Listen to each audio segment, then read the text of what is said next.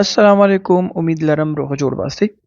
دې ویډیو کې موږ هم تقریبا 15 مثالونه وایو او هغه هم د آرټ سره. په تیره ویډیوګانو کې موږ پریپوزیشن ویلي، خو د ان، اون دې سره مثالونه پکې موږ هم ویلي. اوس به موږ آرټ څو ځایونو کې استعمالو، ټوټل 15. دا ځایونه دي چې هغې کې موږ آرټ استعمالولی شو. ټول نه لومړی دی exact time، یعنی دقیق وخت چې وخت پکې مشخص وي او معلوم وي. نو راځئ مثالونو ته. I wake up at 6 am. I wake up at 6 am. زه په 6 بجو پاڅېږم. دې کې څه شو؟ ټایم معلوم شو، پکې وخت پکې معلوم شو، exact وخت. نو دلته د دې نه مخکې at راغی. نو دا څه شو؟ exact time، یعنی دقیق وخت لپاره.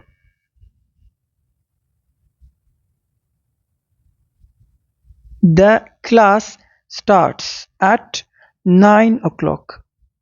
The class starts at 9 o'clock. ټولګي یا صنف کلاس چې دی په 9 بجو پیل کیږي، یعنی شروع کیږي. د کلاس څه شو؟ exact time موږ ته وښودلو او دې نه مخکې څه شی راغی؟ at. نو دا موږ ته دقیق وخت راښيي. We eat dinner at 8 pm. pm ماښام دپاره استعمالیږي. نو دلته د دې نه مخکې at راغی. موږ ماښام 8 بجې خوراک کوو، یعنی ماښام 8 بجې موږ ډوډۍ خورو. ډینر یعنی ماښام ډوډۍ ته ویل کېږي. The train arrives at 7:30. The train arrives at 7:30. اورګاډی په 9 بجو را رسیږي. arrives کېږي یعنی را رسیږي. She sleeps at night. She sleeps at night. هغه د شپې ویده کېږي. دلته موږ ته چې ښیي at night. night هم یو exact دقیق وخت دی، شپه. نو دا چې کوي at مخکې ترې نه راغی. The baby cried at midnight. The baby cried at midnight. ماشوم د نیمې شپې وژړل. cried دویم حالت د cry دی او midnight نیمه شپه. موږ زیاتره وخت پښتو کې ویو د شپې ناوخته یا نیمه شپه، یعنی 1 او 12 بجو خواته د midnight ویل کېږي. The meeting is at noon. The meeting is at noon. غونډه یا meeting په غرمه کې دی. noon غرمه. meeting په غرمه کې دی. دا لومړی ځای چې موږ کوم ځای کې استعمالولی شو. دوهم دی at موږ کوم ځای کې استعمالولی شو؟ small place، یعنی وړوکی ځای یا a point. پوینټ څه ته وایي؟ دا اوس غټ ځای دی، دې کې منځ کې دا پوینټ دی، خاص ځای دی. نو موږ د دې لپاره هم استعمالو. She is at home. She is at home. هغه په کور کې ده. دا کور هم یو پوینټ، یو پلیس ځای دی. He is at school. He is at school. هغه په ښوونځي کې دی، صنف کې دی، دغې کې دی، سکول کې دی، ښوونځي کې دی. They are at work. They are at work. هغوی په کار کې دي. work place زیاتره وخت ویل کېږي، یعنی دا هم ځای کې راځي، پلیس کې راځي. I am at the door. I am at the door.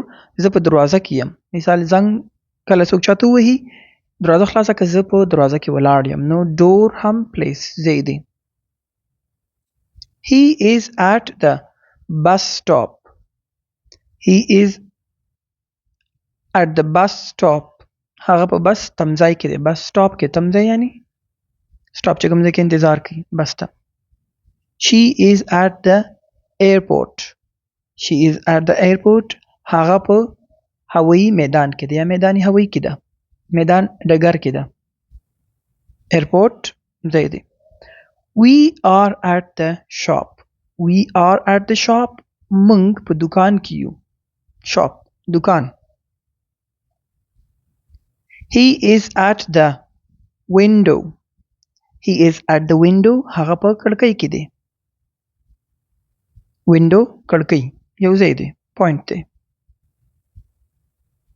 دریم at کوم ځای کې استعمالول شو؟ events.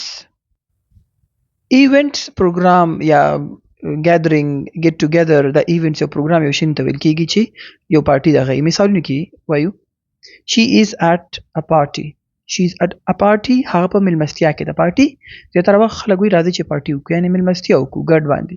نو she is at party هغه په ملمستیا کې ده. د څه شو د ایونټ موږ ته وښودلو. he is at a meeting he is at a meeting هغه په غونډه کې دی. میټینګ هم یو ایونټ دی. they are at a wedding they are at a wedding هغوی په واده کې دي. ایونټ دی. we are at a concert we are at a concert موږ په کنسرت کې یو. کنسرت د هر څه کې دی شي نو دا هم یو ایونټ دی.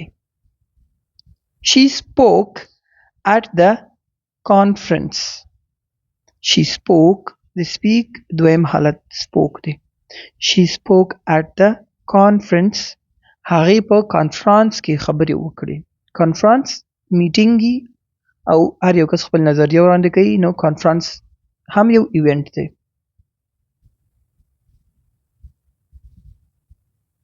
بل څلورم at کوم ځای کې استعمالولی شو؟ verbs یعنی فعلونه. فعل verbs چې هر هغه څه چې موږ کوو هغه وربونه کې راځي. موږ چې کوم کار کوو هغه عمل کې راځي. verbs یعنی عملونه. لنډه یعنی فعل. she looked at me she looked at me هغې ما ته وکتل. دا کتل چې دی دا ورب کې راځي. looking که ING ورسره ولګېږي نو کنټینیوس کې راځي. دلته ED لګېدلی دویم حالت دی. د look دویم حالت looked دی. she looked at me هغې ما ته وکتل. نو څه شی شو؟ د په وربونو کې هم استعمالیږي at. he smiled at her هغه هغې ته مسکا وکړه یعنې وی خندل ورته. نو smile خندا هم verb دی. they laughed at the joke هغوی پر ټوقه وخندل. laugh خندل هم verb دی. at وسره راغی. I shouted at him ما پر هغه چغه وکړه. shout چغه وهل. ED وسره د دویم حالت دی. ما په هغې چغه وکړه. I shouted at him ما پر هغه چغه وکړه. she waved at her friend هغه خپل ملګري ته لاس وخوځو. waving وی لاس خوځول. چا د لر نه څوک چاته د لاس اشاره کوي د پنجه ورته خوځي هغې ته ویل کېږي waved دویم حالت او ING چې ورسره لګي کنټینیوس په هماغه جریان کې راځي.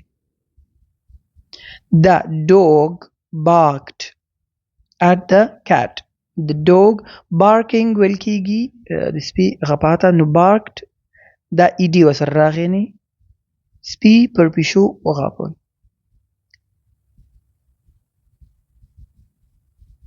he stared at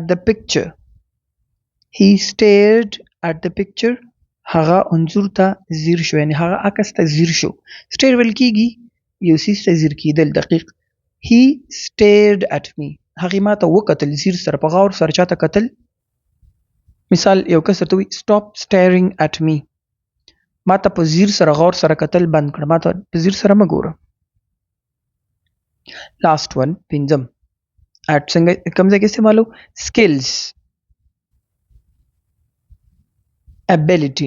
skills ability یعنی قابلیت تا کې څه شی دی.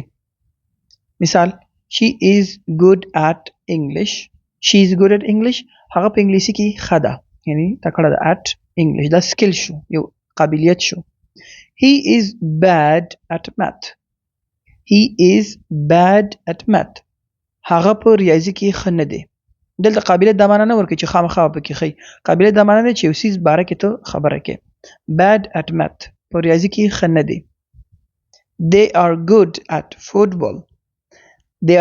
football هغوی په فوټبال کې ښه دي یعنی تکړه دي پکې.